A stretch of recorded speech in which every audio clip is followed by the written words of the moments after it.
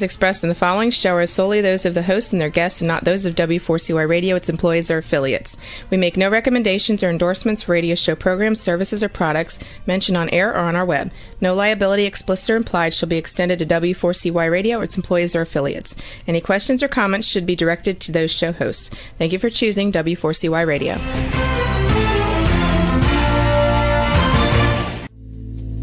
Welcome to Powerful Business Strategies, where you will find out that everything you have ever learned about growing your business is wrong. Finally, a show where you'll learn the right way to grow your business by learning business and financial strategies that your competition isn't doing.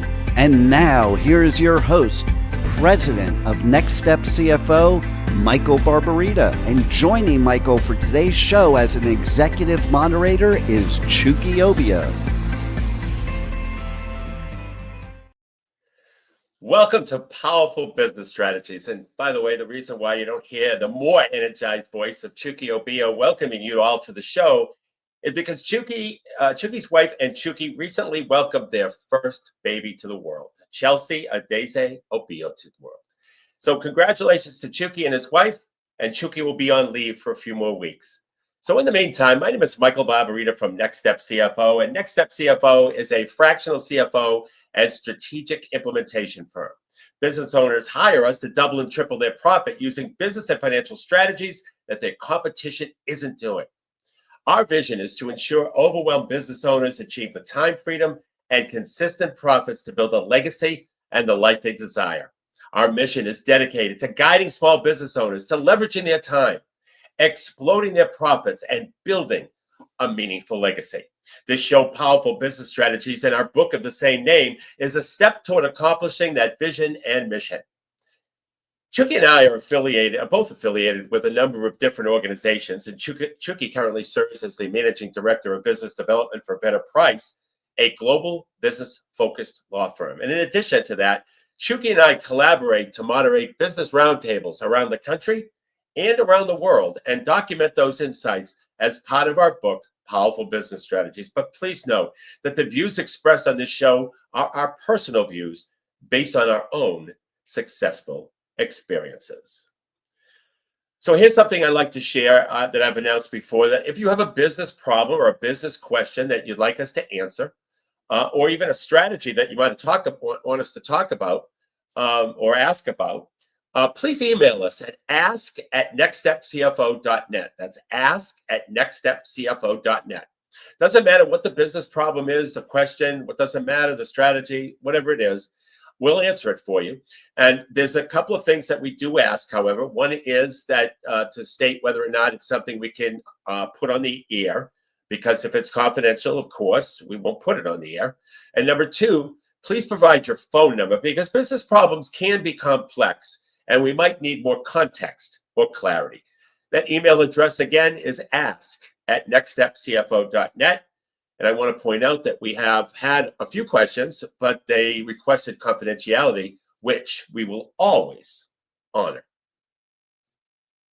So my inspirational minute today is in honor of last Saturday, which was International Women's Day. And I'd like to say to all the women who shape our world, we celebrate you. Not just as business leaders, entrepreneurs, and professionals, but as the architects of change and progress in our communities. You're the small business owners working late into the night, balancing spreadsheets while your children sleep. You are the startup founders pitching your dreams to rooms of skeptics while you're armed with nothing but determination and brilliant ideas. You're the professionals breaking barriers in industries that once seemed completely closed to you. I've had the privilege of working with remarkable women who turned struggling businesses into thriving enterprises, who faced seemingly impossible cash flow challenges and found creative solutions, who built teams and cultures that transformed industries. But your impact reaches far beyond balance sheets and profit margins. You mentor the next generation, lifting as you climb.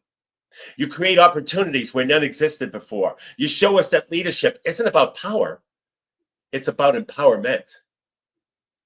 To the women still fighting to be heard in boardrooms, still proving your worth in male-dominated fields, still juggling impossible demands, we see you. Your persistence inspires us. Your courage changes us. And your success lifts all of us.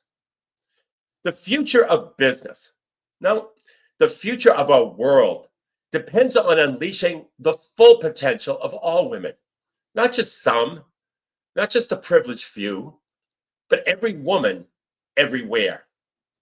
Today, we celebrate how far you've come.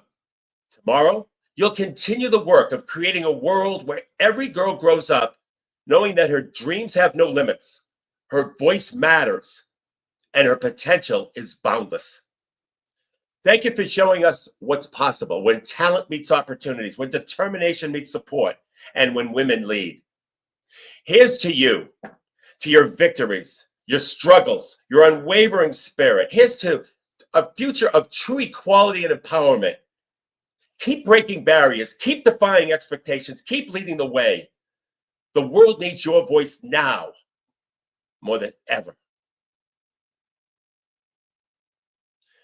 So getting into today's topic, as business owners, we often feel like we're facing our challenges all alone.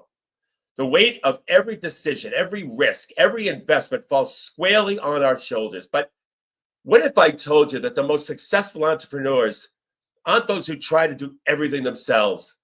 They're the ones who build powerful alliances. Look around at any thriving business ecosystem, and you'll notice that success rarely happens in isolation. The businesses that grow exponentially are those that forge strategic connections with others who serve the same customers, but from different angles. Today, I want to challenge you to stop thinking like a lone wolf entrepreneur and start thinking like a strategic alliance builder. Because when you do, you unlock growth potential that simply isn't possible on your own. The partnerships you form today could become the million-dollar relationships that scale your business tomorrow. The question isn't whether you can afford to pursue strategic partnerships, it's whether you can afford not to. So today, we're diving pretty deep into one of the most overlooked yet powerful business growth strategies available: strategic partnerships and joint ventures. And let me start with a question. What if you could access your ideal customers through channels you don't currently own without spending additional money on marketing or advertising? What if you could leverage other businesses' credibility, their customer base, their marketing resources while they benefit from yours?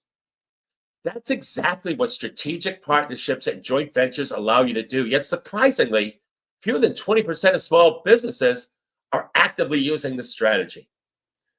Most owners are so focused on direct marketing, social media ads, direct mail, all types of networking and so forth, that they completely overlook the power of strategic alliances. And let me share an illustration of how powerful this approach can be. So a home services contractor was spending about $8,000 a month on various marketing efforts. His customer acquisition cost was about $320 per new customer, but when he implemented a strategic partnership program with complementary businesses like real estate agents, interior designers, and home stagers, his new customer flow increased by 62% without spending an additional penny on marketing. And his effective customer acquisition cost dropped to under $200 when you combine all the strategic activities with the ads that he was running. Today, we're going to break down exactly how to implement this strategy in your business, regardless of your industry.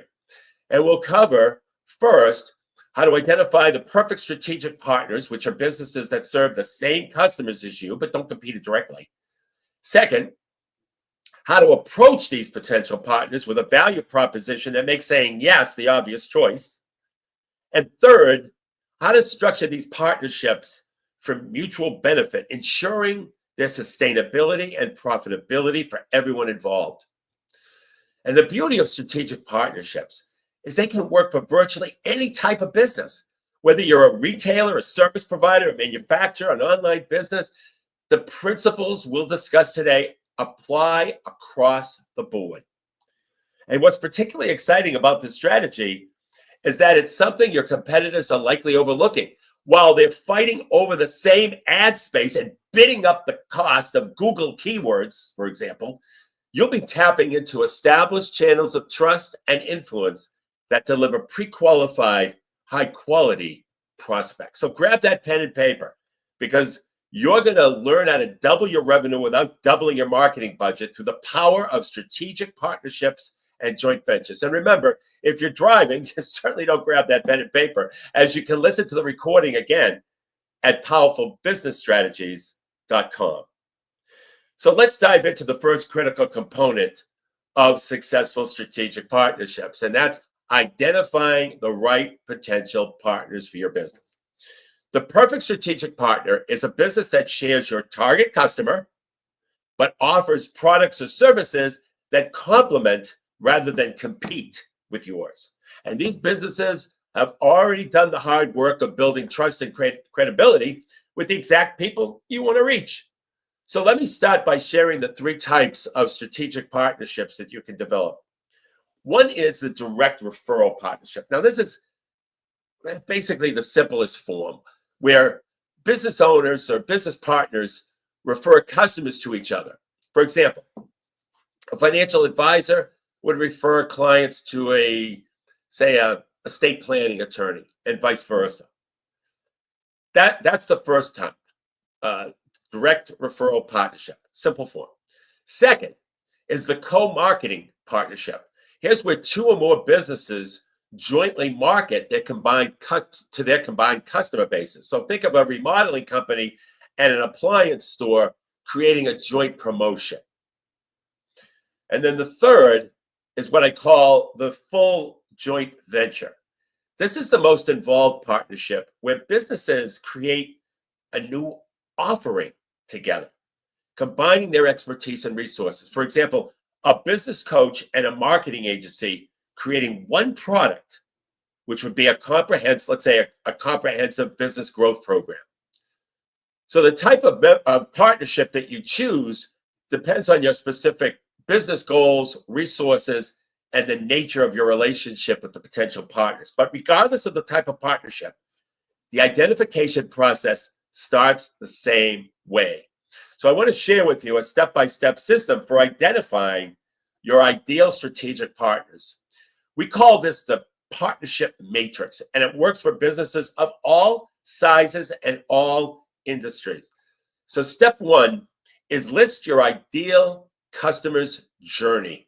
So start out by mapping all the businesses that your ideal customer interacts with before, during, and after they do business with you. For example, if you run a wedding photography business, your clients likely work this way, where the wedding planners, the engagement ring jewelers, they're before you. The venues, the caterers, the dress shops, the florists, they're around the same time as you. The photo frame shops, album makers, interior decorators are after you. And each of these touch points represents a potential strategic partner. So step 2 is analyze value alignment.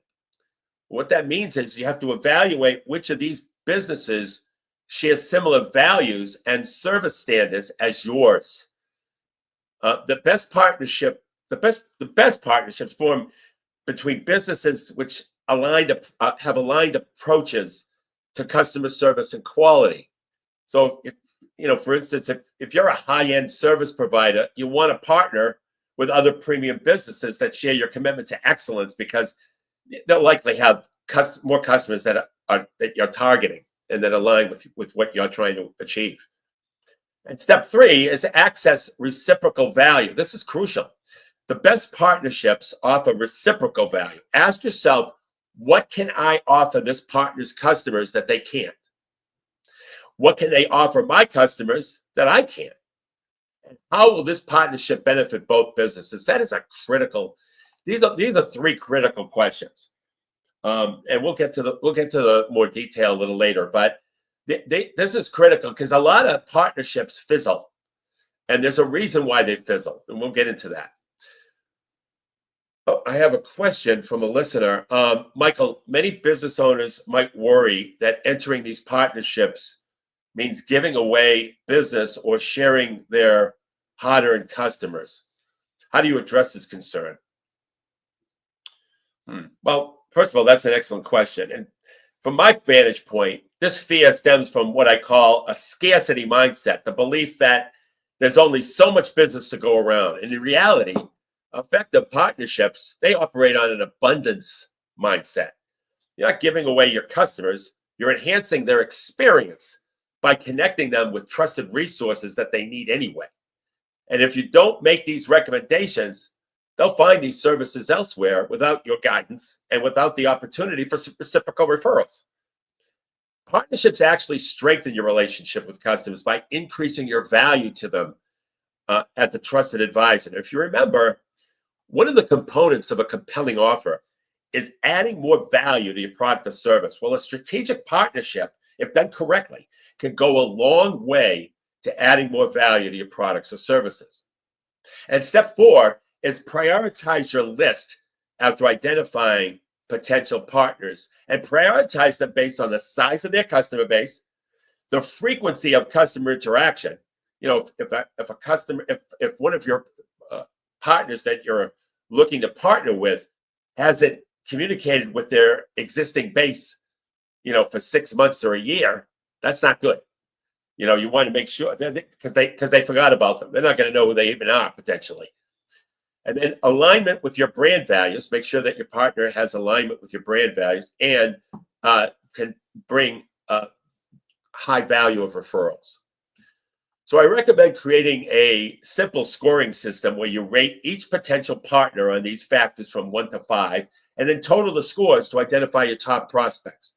So let me share a real example of how this works. So a landscaping company wanted to increase their client base without additional marketing spend, something we all want to do, using that partnership matrix. And they identified potential partners, including real estate agents who know when people move into new homes, home builders whose clients need landscaping after construction, lawn maintenance companies who don't offer design services, pool installation companies whose clients often need surrounding landscape around the pools, and outdoor furniture retailers whose clients care about outdoor living spaces. So after prioritizing this list, they focused on building relationships with local real estate agents and home builders first, as they offered the highest volume of qualified prospects.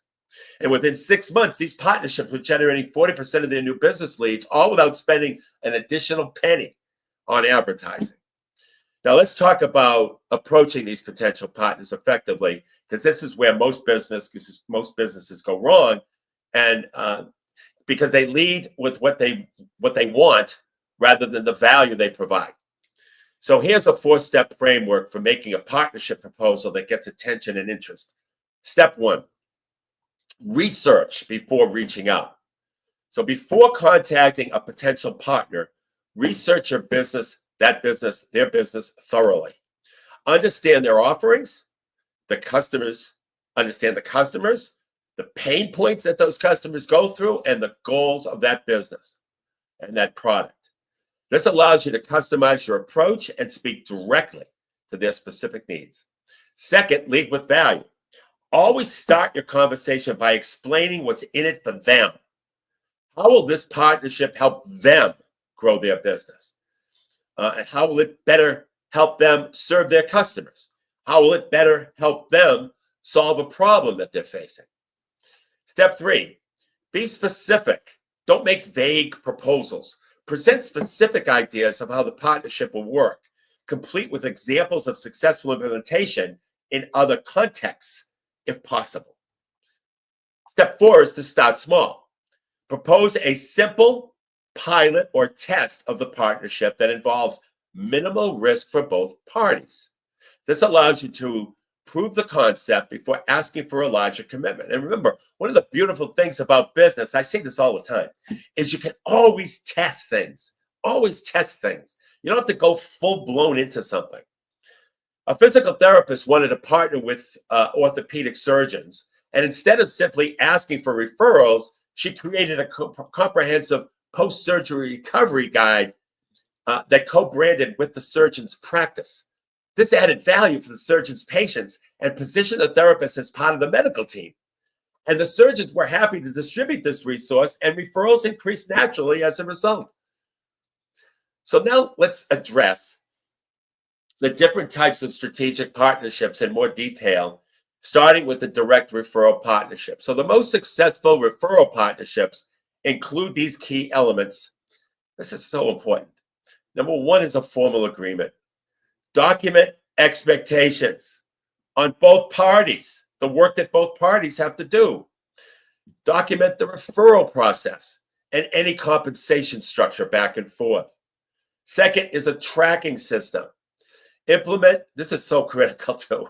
Implement a way to track referrals in both directions to assure balance and accountability and to make sure that the partnership is working and to keep it working. And then training. Ensure that both teams understand each other's services well enough to make appropriate referrals. And then regular communication. Oh my God, this is critical. If you don't communicate regularly, the partnership fizzles. Believe me. I'm sure you've seen this in your own journey. But you got to schedule regular communication. Schedule monthly check-ins to review results and address any issues.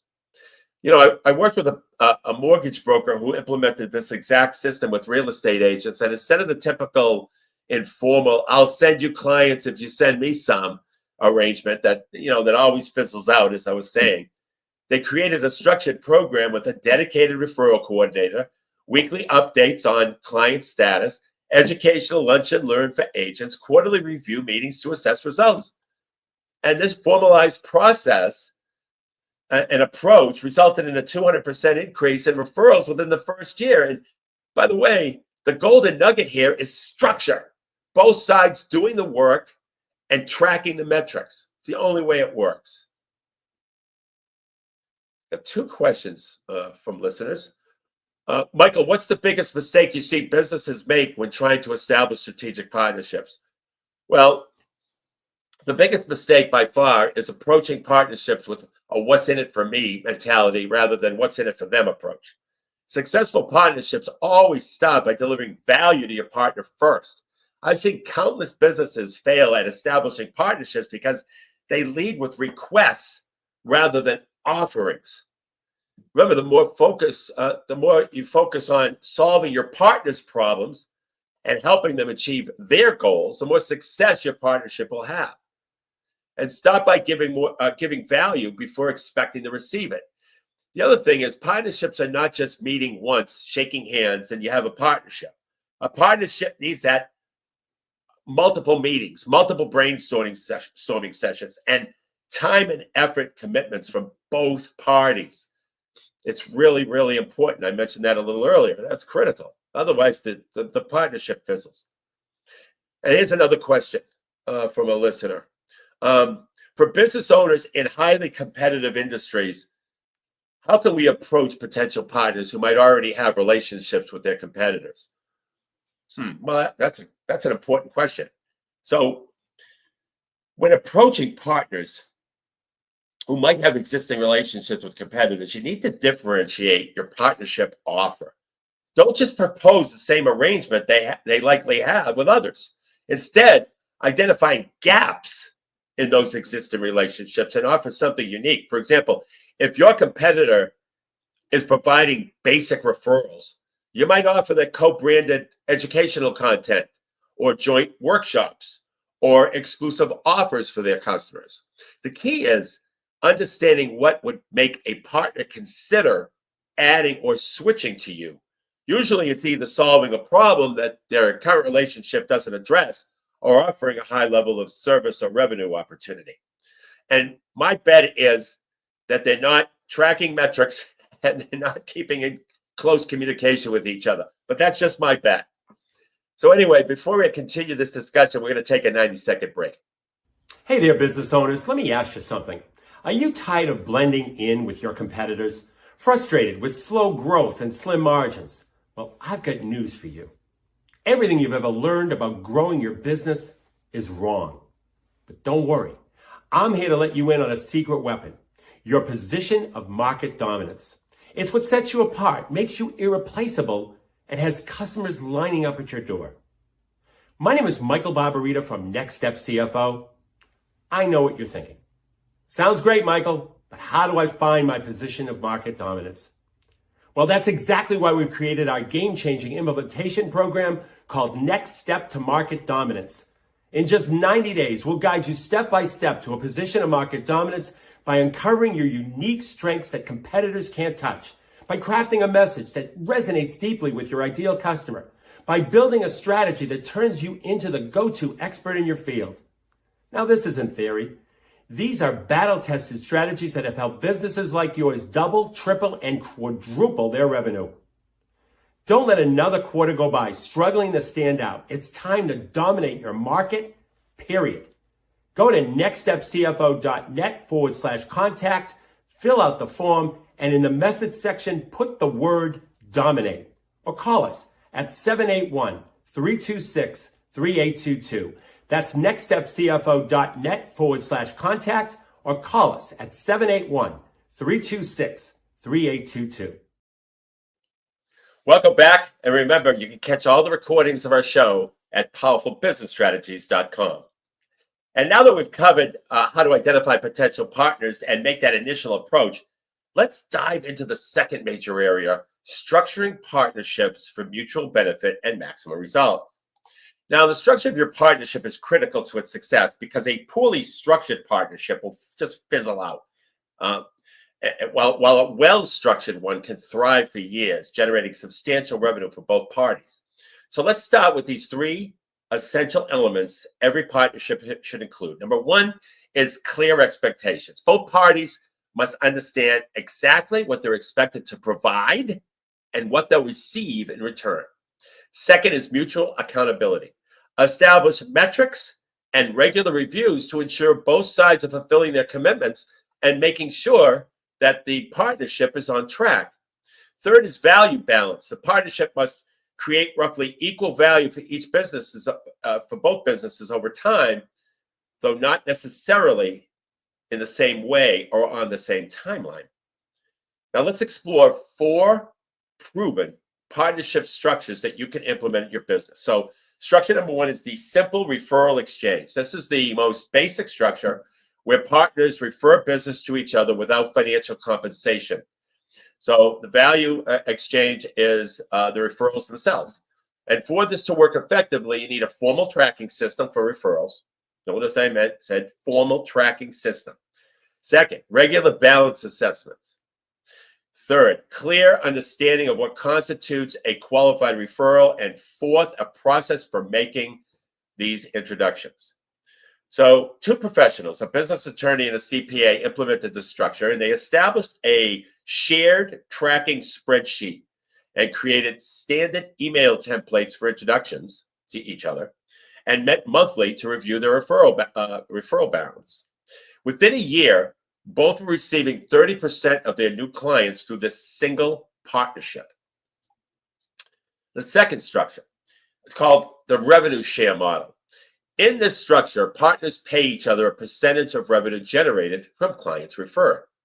And the key components here include clear definition of what constitutes a referred client. That can get confusing, so you've got to make sure that's clear.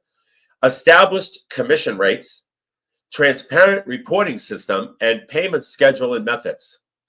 For example, a web designer established a 10% revenue share with a digital marketing agency. And when the designer referred clients who needed ongoing marketing services, they received 10% of the first year's revenue. Similarly, when the agency referred clients needing a website design, they received 10% of the project fee. Oh, I got a question from the listener. Michael, how do businesses determine the right revenue share percentage for their partnerships? Is there some kind of standard number that works across industries? Well, not really. There's really no one-size-fits-all percentage. The right revenue share depends on several factors. Number one, your gross profit margin. Also, the lifetime value of a customer and the cost you'd otherwise incur to acquire that customer through traditional marketing. That should be incorporated in your thought process of what type of revenue share there should be. But generally, we see ranges from 5 to 25% of the first year revenue. And I recommend starting by calculating your customer acquisition cost, because if you're spending $300 to acquire a new customer through advertising, theoretically, you could offer partners up to that amount per referral and still come out ahead. I'm not necessarily recommending that, but that gives you a guide. And the key is ensuring the arrangements remain profitable while providing sufficient incentive for your partner. Structure 3. This is the co-created offering. This is a more advanced structure. It involves partners collaborating to create a new product or service that neither could do alone. This is real interesting. The essential elements include defined roles and responsibilities, revenue distribution agreement, joint marketing commitments, and intellectual property considerations. So a business coach and a software developer created a business analysis tool together. The coach provided the methodology and content, while the developer built the platform. They split revenue 50-50 and marketed to both their customer bases. This partnership generated over $300,000 in the first year, and neither would have captured that revenue individually. The fourth structure is what I call the embedded service model. In this structure, one partner's service is embedded within the other's offering, creating a seamless customer experience. And those components include service level agreements, white labeling possibilities, customer communication protocols, and pricing and margin agreements. And here's an example. A commercial cleaning company partnered with several property management firms to become their in-house cleaning service.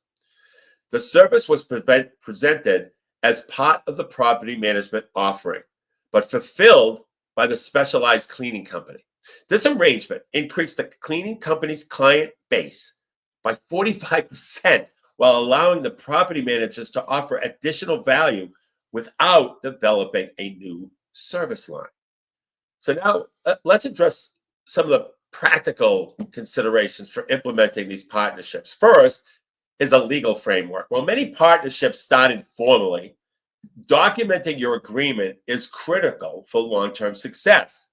And at a minimum, your agreement should cover the scope of the partnership, the responsibilities of each party, the financial arrangements, terms and termination conditions, and confidentiality provisions.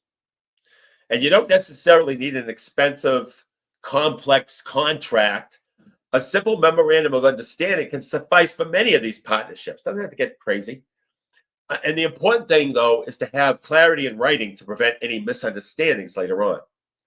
Second, the communication system establish regular check-ins to maintain partnership momentum. These might include weekly email updates. This is monthly performance reviews, some quarterly strategy sessions, and annual partnership evaluations. This is critical for keeping the partnership communication going. And I found that partnerships that incorporate this regular communication are at least 3 times more likely to succeed in the long term than those who don't. It's that simple. Third is a training component. For partnerships to generate maximum results, each partner and each partner's team needs to understand the other business well enough to identify opportunities and make the appropriate referrals. So effective cross-training might include an exchange of service and product information, job shadowing or observation, joint customer journey mapping, and regular knowledge sharing sessions. And I recall a financial advisor who created a partner resource center. It was a password-protected section of their website with videos explaining their services, along with client profiles and the referral processes. And this resource made it really easy for partners to understand exactly which clients were ideal referrals, resulting in higher quality leads. And fourth is the marketing support, providing partners with ready-to-use marketing materials, significantly increasing referral activity. And so consider creating a co-branded brochure or some type of website, digital asset. Consider creating email templates for introductions, social media content for sharing, and joint case studies or success stories. A home remodeling company contractor that we worked with created professional before and after portfolio books for their real estate agent partners. And these books sat on the agent's desk during client meetings, naturally prompting conversations about renovation possibilities and generating a stream of referrals. So let's also address how to measure partnership success, because the metrics you track should include the number of referrals received and given, conversion rate of referred prospects, revenue generated from the partnerships, lifetime value of referred customers, and cost savings compared to traditional marketing. And I recommend creating just a simple dashboard to track these metrics monthly and then reviewing them quarterly with your partner to identify any improvement opportunities. So a couple of questions here from listeners. Michael, partnerships sometimes start strong but fizzle over time. Absolutely. What strategies have you found most effective for maintaining the partnership momentum long term? Well, that's a wonderful question. Partnership enthusiasm naturally wanes without intentional nurturing. So I recommend implementing what I call the triple R system, which is results, recognition, and reinvention. First, regularly share results, concrete numbers showing the partnership's impact for both parties. Second, provide recognition. Acknowledge your partner's contributions, both privately and publicly when appropriate. And finally, practice reinvention. Every 6 to 12 months, brainstorm new ways to expand or enhance the partnership. Let's keep things fresh and exciting. And additionally, it builds the personal relationship beyond business and helps tremendously. Some of the most successful partnerships include quarterly dinners where business discussion is intentionally minimized in favor of building a relationship.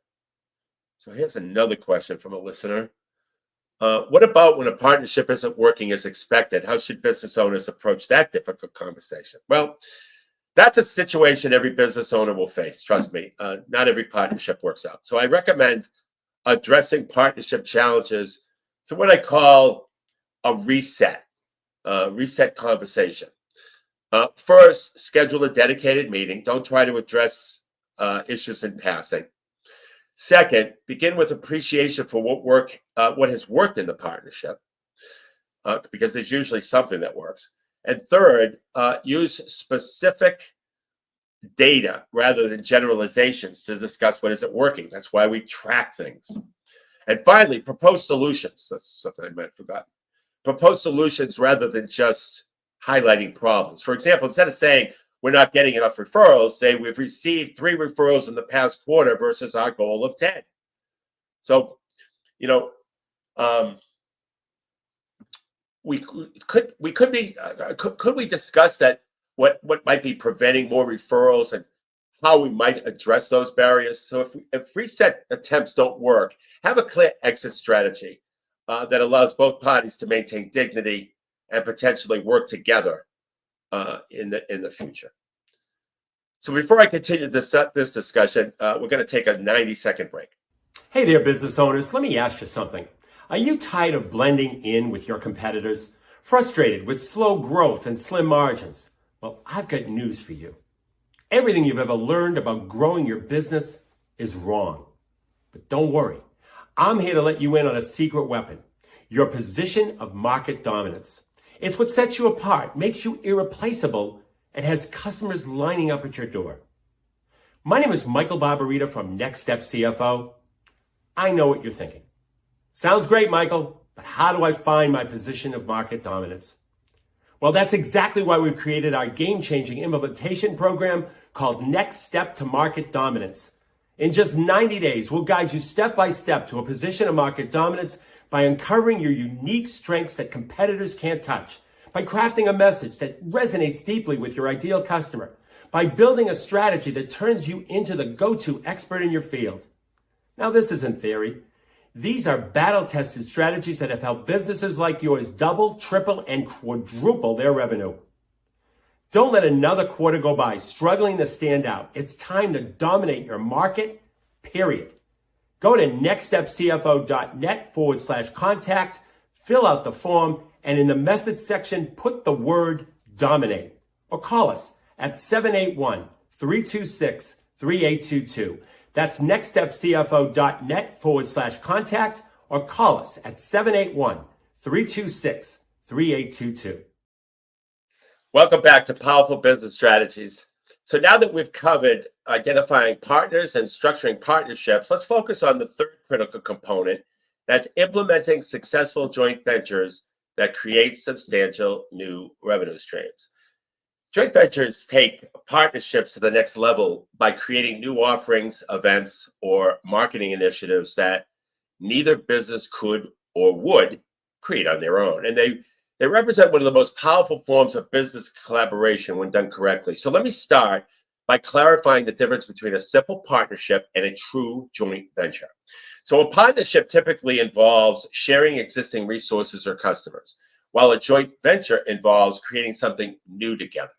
Joint ventures can create extraordinary results because they combine the strengths, the audiences, and resources of multiple businesses toward a common goal. And let's explore the 4 most effective types of joint ventures for small and medium-sized businesses. So type 1 is the joint educational event. This involves 2 or more businesses collaborating to create workshops, to create seminars, or even webinars that provide value to their combined audience. For example, a mortgage broker and a real estate attorney could host a first-time homebuyer workshop with each presenting on their area of expertise, and both would benefit from the shared marketing costs. They would benefit to the access to each other's audience and enhance credibility through association and natural opportunity to showcase expertise. I worked with a financial advisor who partnered with an estate attorney and insurance specialist to create a retirement planning seminar series. So by combining their expertise and marketing efforts, they attracted 3 to 4 times more attendees than their solo events had previously drawn. More importantly, their conversion rates nearly doubled because prospects saw them as a comprehensive solution rather than just isolated service providers. Type 2 is the co-created product or service. And this involves partners combining their expertise to create an offering that neither could provide alone. And the key elements for this, for success for this type of a partnership, is clear definition of what each party contributes, detailed revenue sharing agreements, joint marketing commitments, and defining customer service responsibilities. And here's a question from a listener. These arrangements do involve more complexity. The key to managing the risk, the question is, Michael, co-created products seem to involve a lot more complexity and risk than simple partnerships. How can business owners mitigate that risk while still pursuing other opportunities? Well, one way is to start with a very small pilot or test version of your co-created offering. Once again, testing. I'll say this over and over again. So for example, before developing a full-fledged program together, test the concept with a single workshop or a limited release to a small customer segment. And this allows you to validate the concept, work out all the kinks, because there'll be some, and build trust before making larger investments.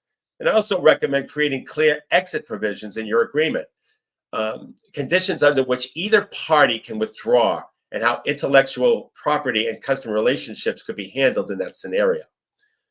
So a great example of a successful co-created offering comes from a business coach and a software developer who collaborated to create business analysis and planning tools. And the coach provided the methodology and content while the developer built the platform. And they started with a basic version that offered about just 20 clients, refined based on feedback, and then expanded to a full market release.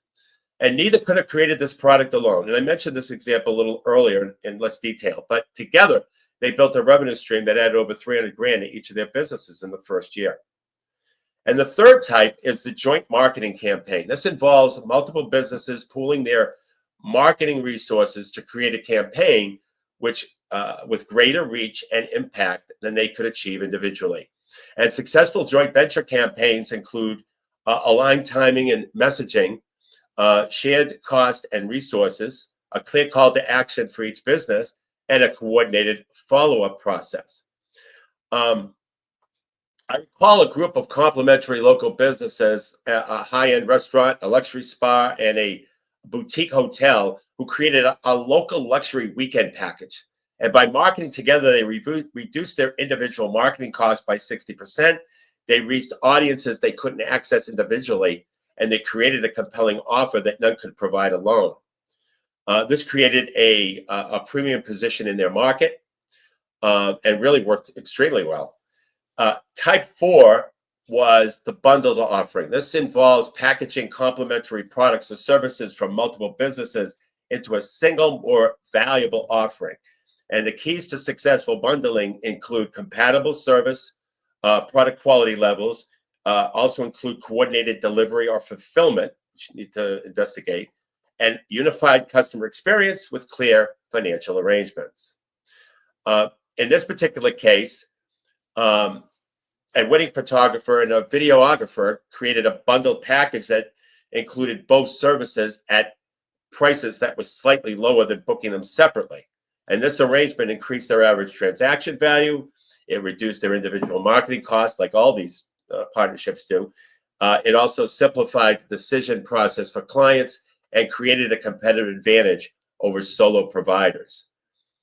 So let's take a look. I'm getting two more questions that I certainly want to address. One is, with joint ventures requiring significant coordination between separate businesses, what systems have you found most effective for managing these complex relationships? So the most successful joint ventures implement what I call unified operations systems. And this typically includes three critical components. First, a shared project management platform, tools like Asana, Trello, or Monday.com, where all parties can track progress, responsibilities, and deadlines. And second, regular structured meetings with clear agendas, typically weekly meetings during development and launch phases, then a bi-weekly meeting or monthly meeting for ongoing operations. And third, a designated venture manager from each organization who serves as the primary point of contact is empowered to make day-to-day decisions without constant committee approvals. So this combination of technology, communication rhythm, and clear authority prevents the coordination challenges that often derail these types of joint ventures. So second question is, for business owners concerned about potential competitive issues or intellectual property protection, what safeguards do you recommend when entering joint ventures? Well, that's a critical consideration. I recommend a three-part protection strategy. First, start with a mutual non-disclosure agreement before detailed discussions begin. Second, include specific intellectual property clauses in your joint venture agreement that clearly delineate the IP that each party brings to the venture, what's created together, and who owns what if the venture does end.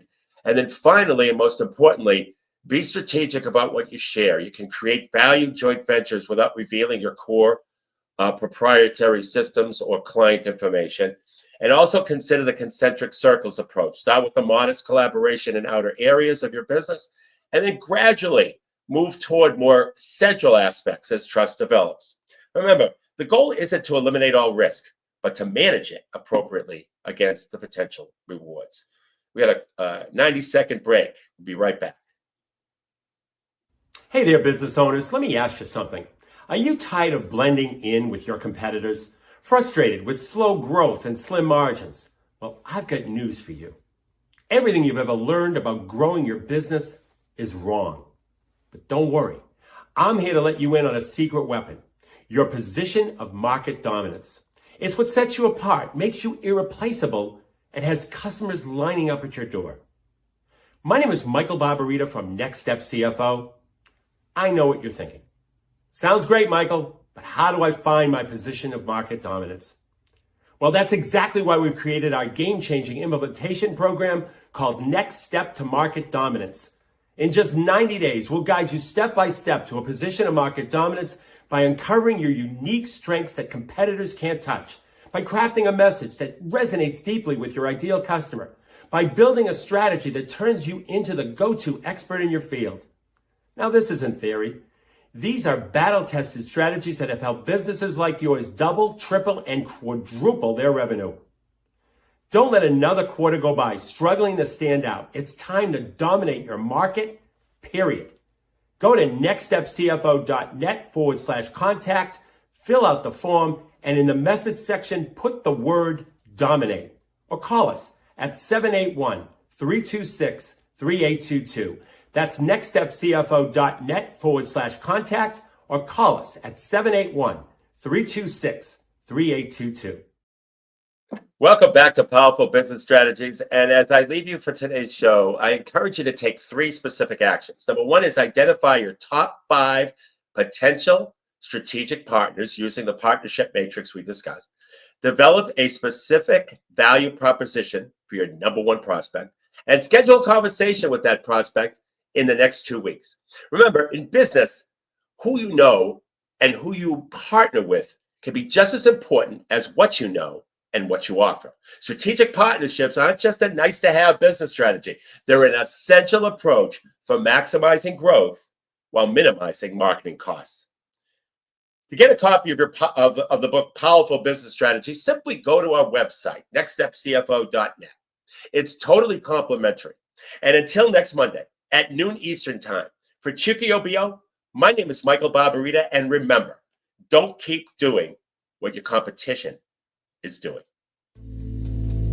You have been listening to Powerful Business Strategies, finding out that everything you ever learned about growing your business is wrong. Tune in next week and every week at noon Eastern Time on W4CY Radio with your host, Michael Barbarita of Next Step CFO and moderator Chucky Obio.